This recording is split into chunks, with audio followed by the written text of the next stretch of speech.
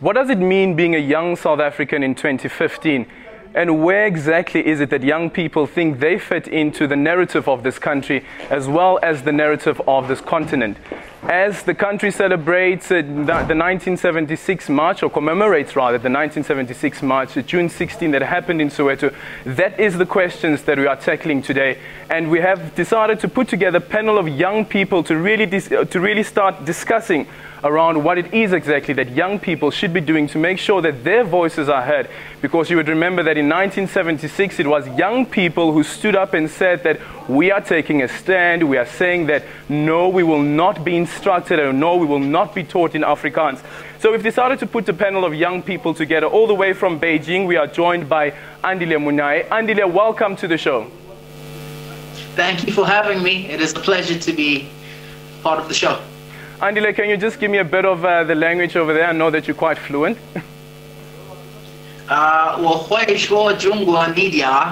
I can speak Chinese a little bit. One day we'll get to that level. Somebody who's also quite interesting and quite an interesting guest is Samantha Bainan. She's all the way in the Eastern Cape. She is a political science student. Samantha, welcome to the show.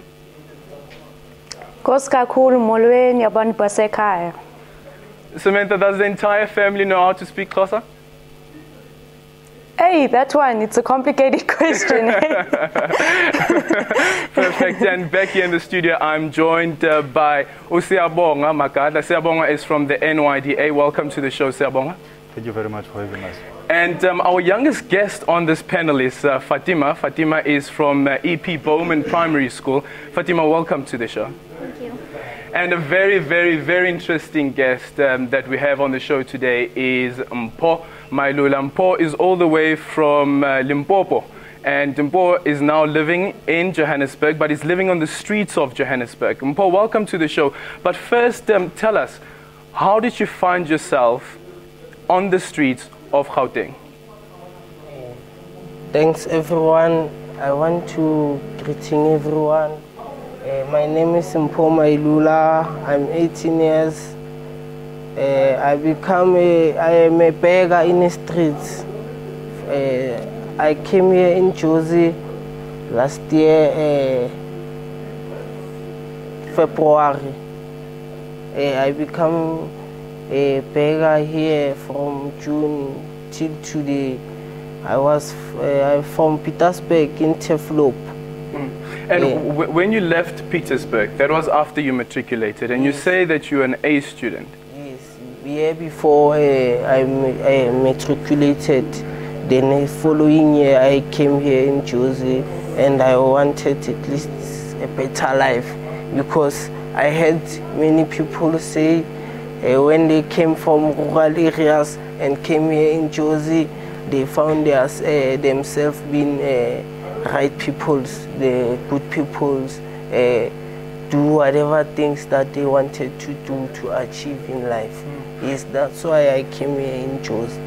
And just quickly, you said you came to Joburg, you wanted a job, first of all, but you're also looking to further your studies. You said you wanted to do some studies in water or something like that. Yes. Yep, I wanted to study hydrologist, or found at least a job for me, at least to be a better person and do my career while I'm working. That's why I found myself in Jozi, because I heard they said there are many opportunities here in Jozi.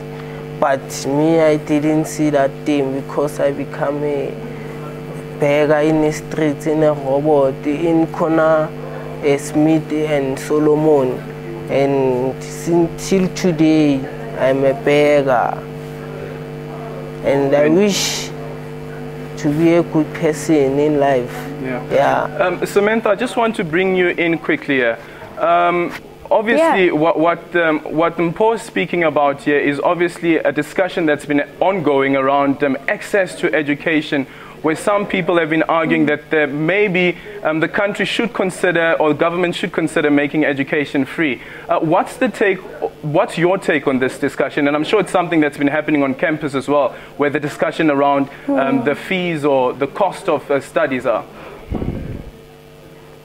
Well, I think there are two aspects to look at. The first is that one has to acknowledge the current autonomy of institutions of higher education and training, where fees and the amounts that students have to pay and eventually owe, because a number of students aren't able to graduate because of student debt, is set by the institution of higher education and training itself. So there's that aspect one has to consider. The second aspect is, of course, how the state or government intervenes in this matter. So we look at, for example, NSFAS, which has been set to fund students like Sampear so that they are able to attain, a qualification in higher education and training.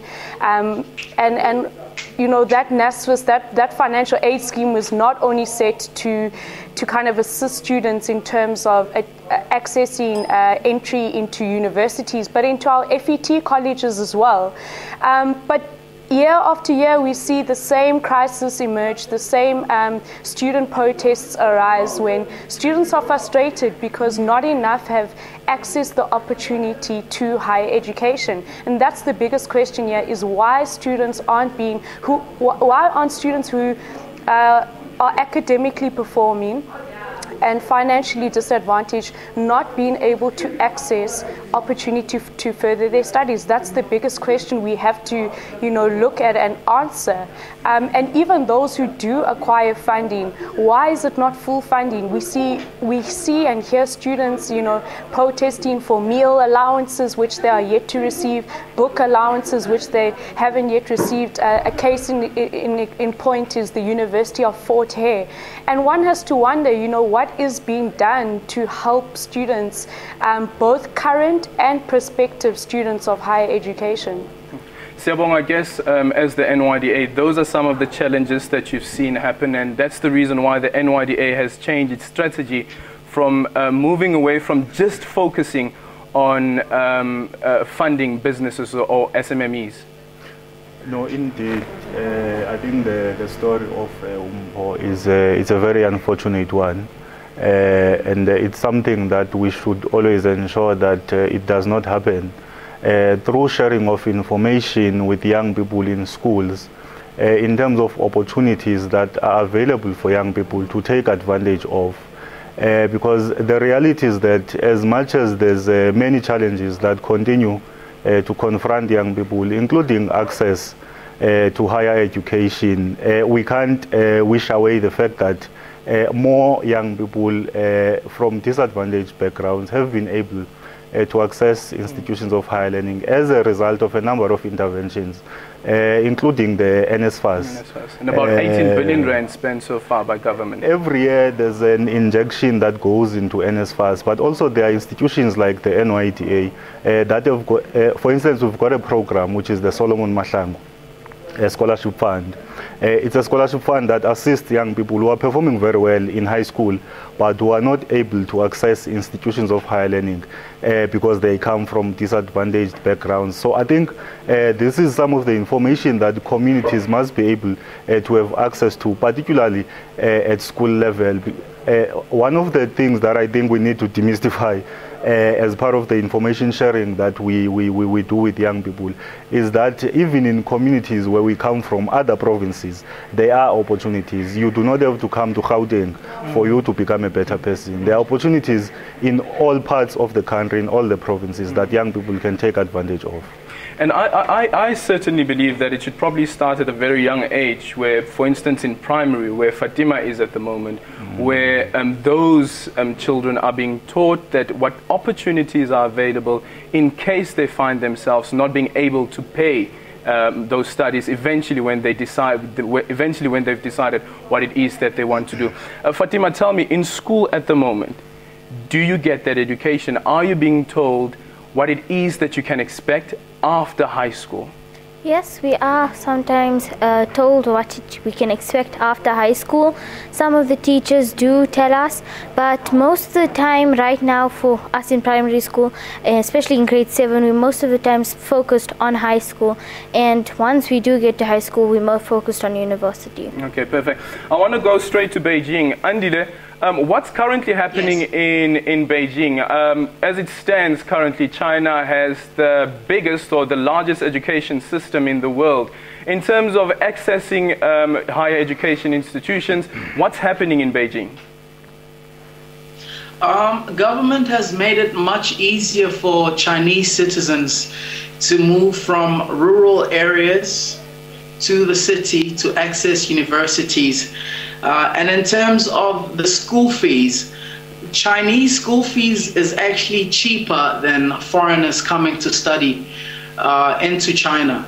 They're also having scholarship programs which encourage Chinese students to further their studies, where it is not only a degree, it's also a master where you are rewarded for continuing your studies. In terms of cost, it's not a big challenge for Chinese citizens, actually. And I understand as well that the Chinese government actually has a bursary scheme a bursary scheme that's awarded to Chinese citizens who want to go and study abroad.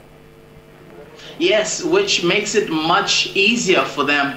And it encourages students from primary school. They know if I am from a poor family and they cannot afford university for me, the government has already set up a plan for me from primary to high school and to study in university, whether it's locally or abroad. And while I was reading through your profile, Andile, you mentioned something quite interesting, and that's the relationship between South Africa and China. The current trade that's happening, China obviously now being South Africa's biggest trading partner. And in that profile, you also mentioned that you want to come back to South Africa and make sure that you instill some of those values as well as some of that education and some of the way of life that's happening in Beijing, and make sure that you instill that in South Africa eventually when you do come back to the country. Yes, China became South Africa's biggest trading partner in 2009, surpassing the United States, which was our biggest partner at the time. And the investment has grown from 270 billion to 300 billion. And as a young South African, I noticed the growing relationship between South Africa and China. And I decided to come study here to learn about the trading happening between South Africa.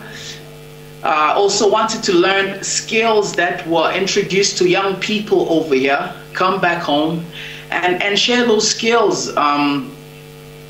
Just help youth. Ngoba ngiyazi ekhaya abantu abamnyama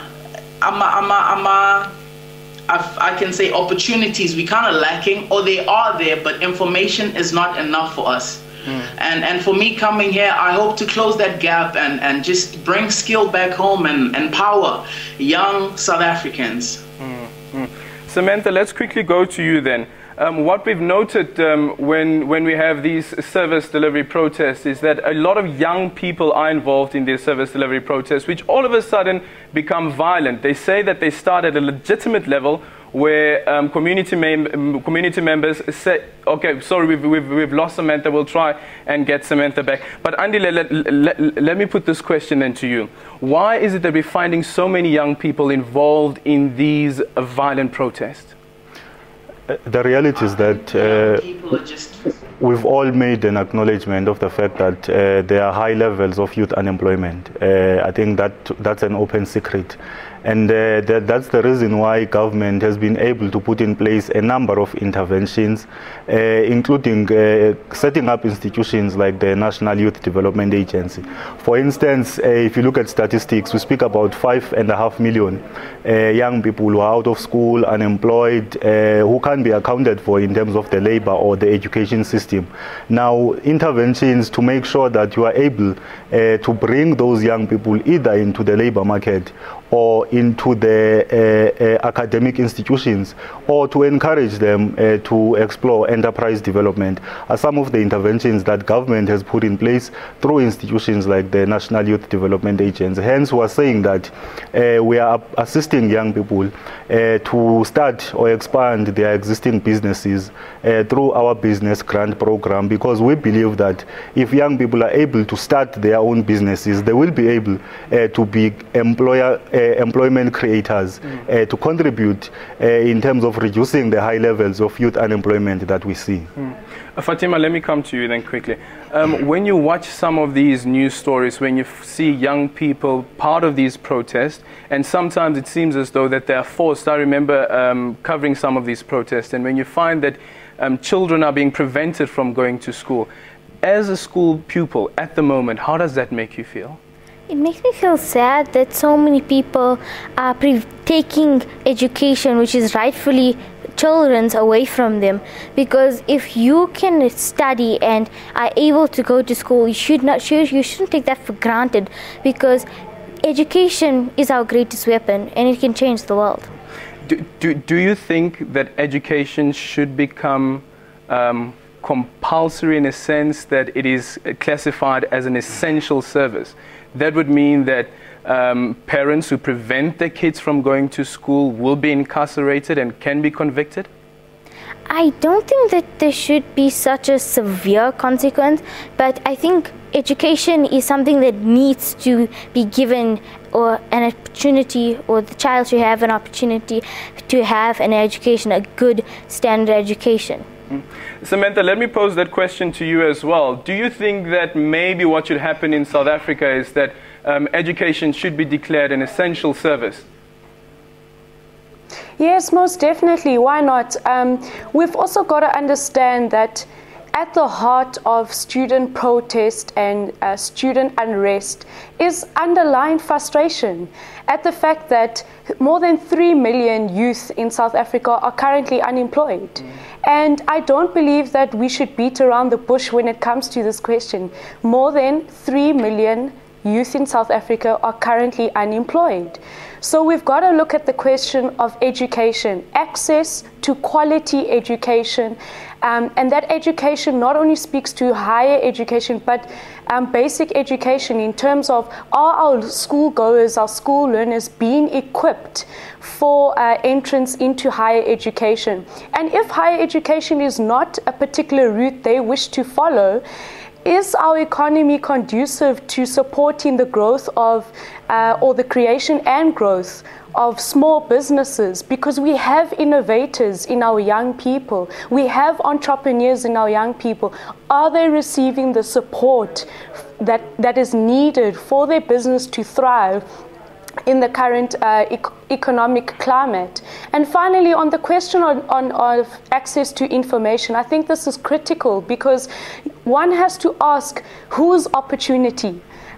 Because at the end of the day, the information that is needed by these youth is not given to youth, for example, in rural areas. I would like to ask, has the NYDA actually critically looked at their strategy on how to get information to youth, particularly in the rural areas? Because it's okay to say we've informed youngsters from so-called former Model C schools, for example, youngsters in the cities, but in our rural areas where I come from, where only I am one of 5 youth who have had access to higher education, and we've got no entrepreneurs in my community, I'd like to question, would the NYDA come and visit my community? Because it is a typical example here in the Eastern Cape of a rural community that has a lot of frustrated young South Africans seeking opportunities to better their lives. And we have to be honest about this question. We cannot beat around the bush when it comes to that.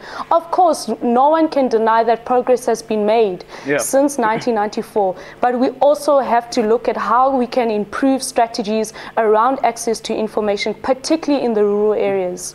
Yeah, and Siyabonga, the point that Samantha raised is quite critical. And here's the other issue that I've had, for instance, is that we're saying that we live in this new digital world. And some of those people who are in those rural areas have access to phones. Why doesn't the NYDA have an app, for instance? There's a number of strategies that we use to communicate with a range of young people across the board. We serve young people from 14 to 35. Both urban, peri-urban, as well as rural. Now, already you can see the gap, 14 to 35. That's a large gap. You must be able to segment that age group that you are dealing with, so that you are able to interact with them in platforms where they are found. Now we are on social media networks. That's the reality. If people are able to seek information, they will know that. But Siyabonga, that's unfair. If I could ask Mpho right now, Mpho, what do you know about the NYDA? The NYDA, I know that the people who are like protecting the society, like protecting things that are like me. Yeah, they have to protect those things. Do you know where an NYDA office is? No, I don't know. That's the problem. That's exactly the problem, and that's how people like Mpho find themselves in the streets. Can I respond now? Yeah. Okay. I was saying we've got a number of platforms that we use to engage with young people. I was still saying that we are available on Facebook, Twitter, which are social networks. We've got branches across the 9 provinces. We are in partnership with local municipalities where you find young people, where service delivery is happening. We are establishing offices with local municipalities. We've got a budget of under 500 million. We are dealing with young people who constitute almost half of the population of the country. So I think in raising issues, we must not be sensational. We must be able to be objective. But it's not being sensational. Yes, somebody, you say that you've got branches, for instance, in Limpopo. You have branches in the Eastern Cape, all over the country. Here's somebody who's left his province, coming to Gauteng, seeking an opportunity because he doesn't know about the NYDA. He speaks of an NYDA being a protector. Once again, it goes to show you that he is aware of the existence of the NYDA. Now, I'm going to say it again, that the NYDA was established in 2009. It has got a budget of under 500 million. Now, there's only so much that one institution can achieve in dealing with the challenges of so many young people. And with that said, we've made very good progress. And we can point out to many young people who have interacted with us on issues of education and skills development, enterprise development, health and well-being. We're opening an office during this Youth Month in El Dorado Park with an intention of ensuring that the young people there who are confronted with issues of drugs and substance abuse are able to access information on opportunities. Okay, and we left with just a few minutes before we have to wrap up here. And wrapping up, I'd just like to ask you guys to answer this one question. What makes you proud of being a young South African, and what should happen now to make sure that this country prospers? Because as it stands, this country is in our hands. Siyabonga, I'll start with you. South Africa as a country has made a lot of good progress since the attainment of democracy in 1994. One of the things that makes me proud to be a South African is that indeed South Africa is alive with possibilities. Mpho? Me, I would say that South Africa is a good country because they fought a democracy for us. Now, as a student, as a young person, I can beg, but those times before 94 backwards, you cannot beg because they will do you something wrong or something, because you know the rate of people were not equal. Fatima, what makes you proud to be a young South African, and what's your hopes for this country?